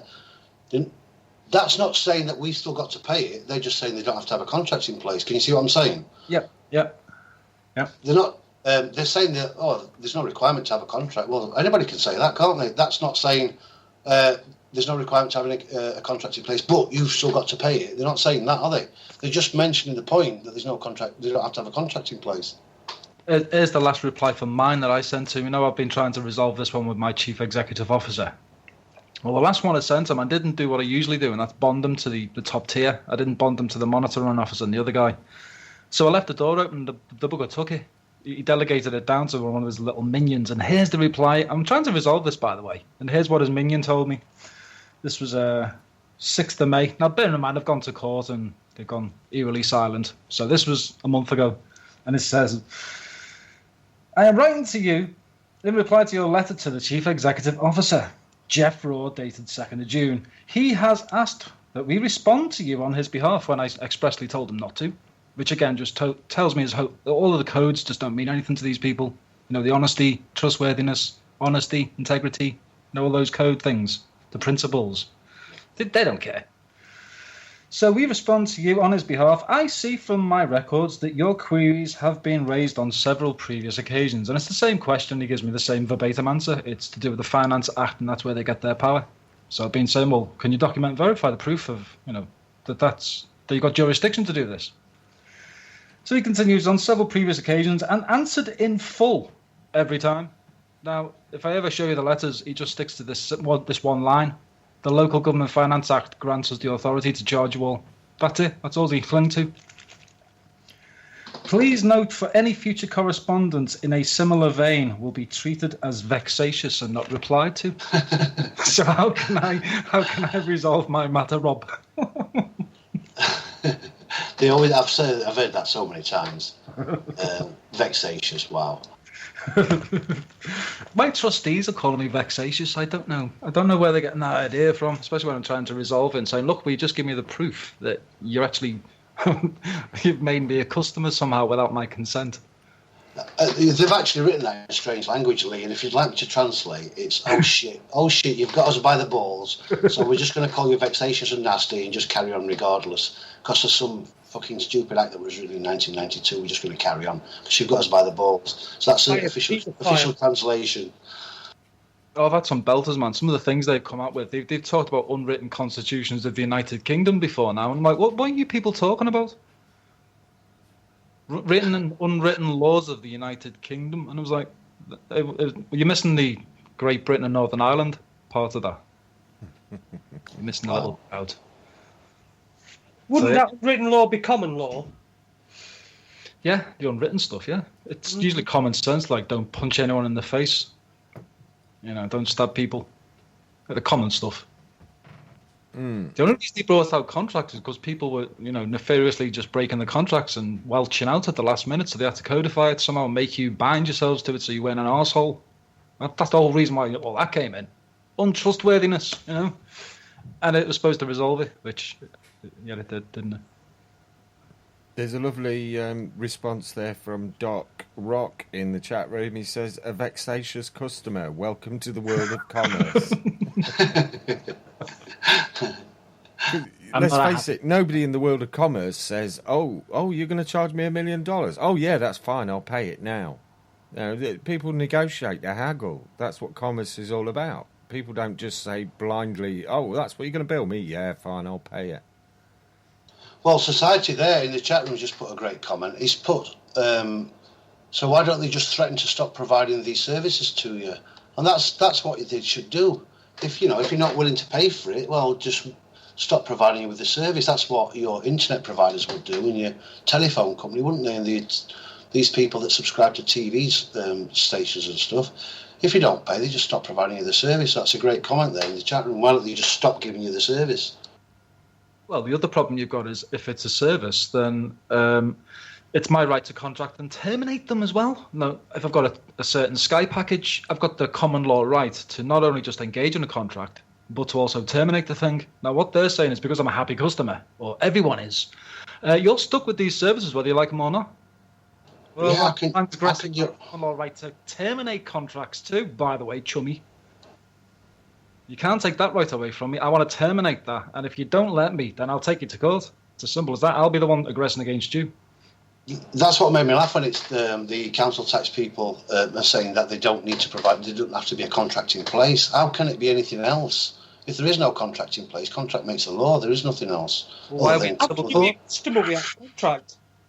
Why are you in civil court for a civil debt if no debt existed from a service that wasn't there? Again, it goes back to logic, doesn't it? Where's the debt emanating from? A customer service relationship. Well, when was that formed? When did I ask for that account number to be generated? In fact, who did that? They're nothing to do with me. I don't know how that was generated because I've never asked for any of your services, and I certainly wouldn't enter into contract that I can't cancel.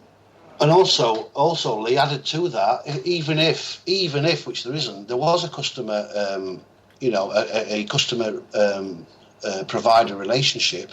Yeah. Ooh, it's not fucking indefinite, is it? It's not for infinity. You can withdraw as a customer at any time, can't you? Just because you shop at Tesco for a year, don't mean you've got to shop there for the rest of your flipping life, does it? Well, you can't force loyalty upon me either. Is that what you're trying to do? Forced loyalty, that I'll never leave you. Well, that's not going to happen. I won't mind if I got nectar points or something. We're not even getting anything back, are we? Well, the other problem you've got, again, it's another masked word, is council tax bill. Now, which one is it? It can't be. It's got to be one or the other. It can't be a tax bill. It's got to be a tax demand, hasn't it? Well, I was just thinking, you can't have a bill for tax, can you? No, you can't. You can have a self-assessment form. If you're self-employed, I mean, that's when you volunteer to give your money to the government. Self-assessment, it's clear. I mean, it's voluntary. That's why you're self-assessing yourself. You don't have to. They'll do it for you. But again, it comes back to the person and that corporation name, because if you've registered, you're an employee of the state. Therefore, you can pay tax to support the war, because that's what the state is, a war machine. Yes. So there's lots of simple things to accept to make this work. You don't have to be a conspiracy theorist to work out. If you realize that the state entity is a war machine and you're an employee of it, stop whinging about paying tax. I don't particularly want to be an employee of this state, and I don't particularly like giving my war funds when I should be giving it somewhere else to maybe people who would appreciate it more, like healthcare, communities. I don't want to be giving it to a faceless entity that's going to take us ever furthermore into Never Neverland. One that openly says that they're prepared to implement a nuclear device and kill 100,000 people. Let's get her more money. Yeah, Theresa May just come out. Oh, she's willing to press that nuclear button. I'm like, oh my God, here we go. Fucking Game of Thrones, here we go, eh? So we've got another lunatic who's willing to, use force. Great. Unbelievable, isn't it? Well, there's only two possible circumstances where she's going to press that button. And the first circumstance is for a first strike, and the second circumstance would be a response to a first strike. Either way, we lose. Either way, the deterrent didn't work, did it? Well, would it? There are no winners with nuclear bombs, none whatsoever. Nobody really wants nuclear bombs. Nobody's going to ever use them. The nuclear bombs that they've got these days, they are never going to use them because the twats that are at the top, that have got the control, have too much money invested and too much invested in all this, no matter what side they're on. Yeah, they're better off doing a bioweapon. It's just a lot more easier. At least the buildings are still intact, But if a bioweapon could, it's difficult to get themselves away from that, isn't it? If you do a bioweapon that's of something that's going to hang around for a long time, because it'd have to wipe everybody out, then what's the point in doing that? And then you still need people to be able to produce your electricity and to get all your things that you need. So they're going to need a certain amount of people. That's the big. But nuclear bombs, it's nobody's ever going to do it. All it is just making money for the people that are going to make the bombs. My point is, I would rather give my tokens for whatever they're worth to something else rather than people who are obviously lunatics and aren't working for my benefit or anyone else around me. So That's my stance. Call me a rebel, call me a antichrist, whatever you want to call it. But I'm not into war. I'm just not. I'm not cool with it. No. Neither am I. No, I don't think anybody's cool with war, are they? Nobody's cool with war. No. But what we've got is this. These people have tricked us. Well, the majority of people have been tricked by this put together, polished machine that seems to be running politics the world around. They're all the same. They all look the same. They all act the same. They all do the same things. They all say the same shit. And it's all an act for us, so that we all fall in line. And we need to get away from that. Don't fall in line. And I think it's beginning. More people are beginning to come round to our way of thinking and not really want this nonsense anymore. It's just perpetual war, perpetual killing, and anybody who's got a conscience can't really support this crap that we're living in at the moment. No, and this is probably one of the reasons why I bowed out of being a worker bee about 7 years ago, and I realised, when you have your eureka moment at home, when the lights all flash and you think, oh my God. I retired. I mean, I'm in lawful resignation, basically. That's my stance. Lawful resignation. I'm resigning from all of this nonsense. So I haven't done anything for 2007, I think. I've tried to help people on the radio. I've done private stuff, but working for the system, no. I've stopped. Sometimes you have to stop for this to stop. So I'm not paying as much tax as everyone else. I'm still getting tax as an employee because, as me and Rob had to chat about, when people are claiming benefits, you don't realise you have an employment contract, right? You're working for the state as an employee of it, and you're paid poorly, granted, but you have an employment contract. That's why it's called a job seekers agreement. Which is why when you're on ESA or whatever it's called these days, employment, you pay national insurance. Of course you do. And here's something else that you'll find out. Well, it depends if you get your claim terminated, like I got mine done. First, it got suspended for 4 months, and then I got immediately terminated because I wouldn't play games with them. They got me under secondary legislation. But when it got finally terminated, I got my P60 through. And I was like, well, the last time I got that was when I got made redundant. On it, it's very specific, isn't it? Give this to your next employer. I was like, well, who the fuck was I employed with? The only one I can remember was the job centre. So I got my P45 and my P60 from my last employer, which I was claiming benefit from. Right, work this one out. Was I working for them? You better believe it was, because of his taxable income. So people need to stop saying dole scroungers and benefit scroungers. It's not what you think. You've been fooled. It just isn't that. Because I've got proof.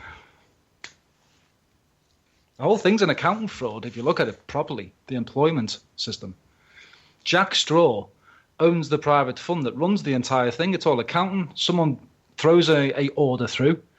The other one who receives it tips himself and gives himself what's called an emolument. He then sends that receipt back to the state and it gets reimbursed back into the pot.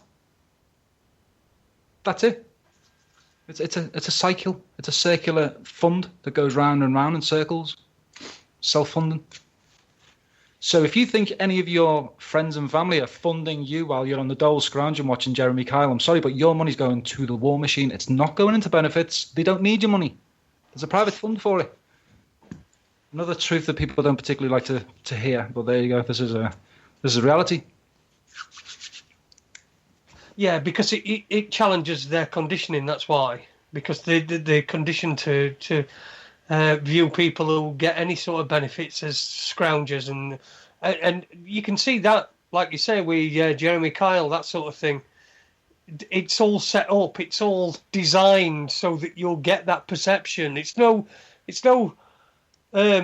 rocket science that the type of people that appear on Jeremy Kyle.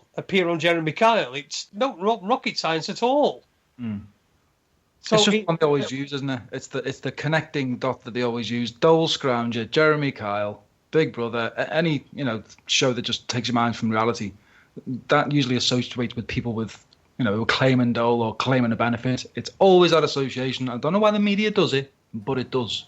Well, it's an agenda. It's got to be an agenda. The media does it constantly. I mean, there's lots of TV programmes on Channel 5 and Channel 4, and they're all benefits. I mean, you have on benefits and famous, and I mean, honestly, that's been a show on benefits and famous. Really?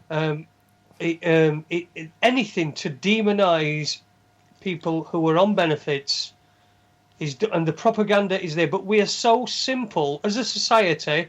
We are so childish that we believe, because essentially all it is the same as playground talk, chatter in playgrounds with kids. That's all it is. That's it's just on a bigger scale, a bigger, wider scale, and towards adults. And so if we grew up and said, "Look, we're not having this anymore. We're not having this anymore. You treat me like a kid. You treat me like I'm a child. I'm not a child. So don't try to tell me how I should feel about one thing or another."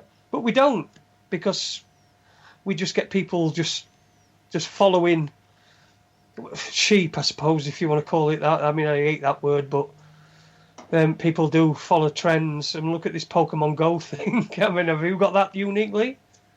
Rob, anybody got Pokemon Go? No. Well, I thought it was dead funny as well. I've seen one or two memes floating around the place, and it's been linked to the Brexit. And it's saying the very same people who said that we ruined their future by voting out are the same idiots that are now chasing invisible Pokemons around the planet. I mean, it's just beautiful, isn't it? It's just absolutely beautiful. I mean,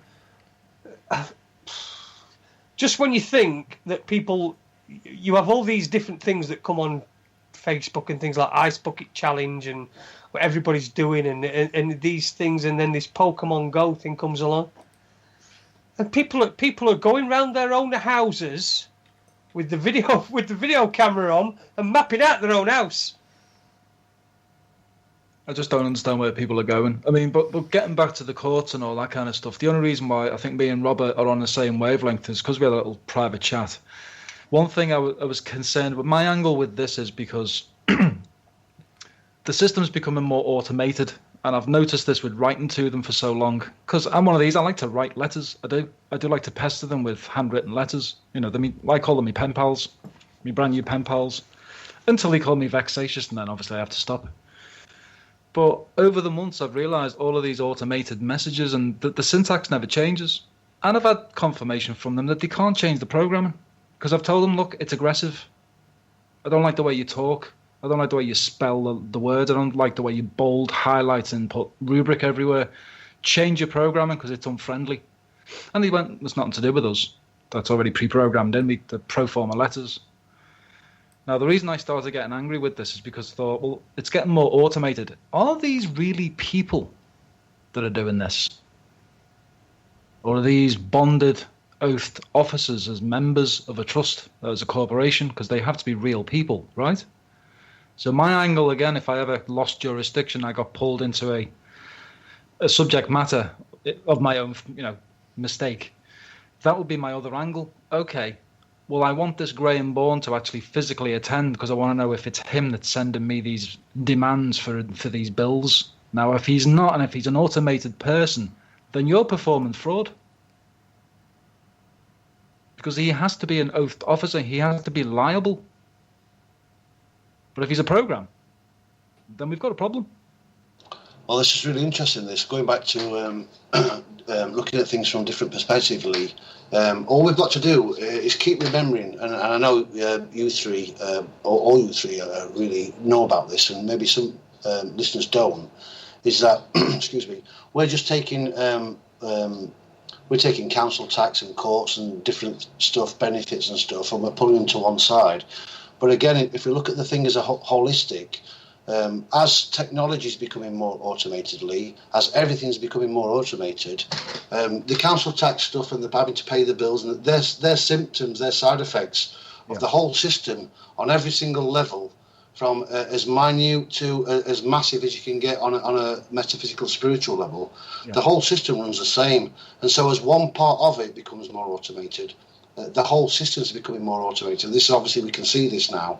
And the reason, in my opinion, is why. It's because eventually living people, like you just said, Lee, we are waking up in millions. If they can set and create fulfill their agenda of everything becoming automated, and we keep saying, look what they're doing to us, look what they've done. Well, it's not they, it's us. Fucking human beings are doing it to human beings. Brainwashed human beings in perceived positions of power are doing it to each other. So it's us doing it to ourselves. And now we've started getting military people and ex-police starting to break ranks and think, hang on a minute. Military people, I spoke to one on Saturday, He said, I fought for a fucking corporation, not for my country. And as we're waking up globally, I think, and I don't know if you can put me right on this, Lee, I think the race is to become fully automated, fully synthetic and not organic. That's their agenda, to get it all in place. And I think what we'll find out is there's relatively very, very few beings of people that are actually pulling the strings. So basically what I'm trying to say in a nutshell is the game is, that's why I think they call it the human race, it's their agenda is to get everything fully automatic, fully machined, fully running along, computerised and synthetic as possible and as toxic as possible, and cut out that living presence before enough of us wake up. I don't know if you'd agree with that. I know we're going to be wrapping up soon. Yeah, I do actually. I've got a little meme myself. It's called the redundancy of mankind. Brilliant. Just made redundant because we're all the best supercomputers on the planet. We're all uniquely brilliant as a supercomputer, but guess what? The system doesn't want us. It wants a different version. It's a bit more suppliant and a bit not as clever, but will do the job. We're easily replaced now. That's the problem. It's very true, Lee. Thank you so much for joining us tonight, Lee. It's been great that you've been able to add to what Rob's got to say there and just provide a little different angle. Thank you as well, Rob. It's always great to talk to you. I'm so glad we managed to coax you out of retirement. And I know our listeners are looking forward to hearing a great deal more from you.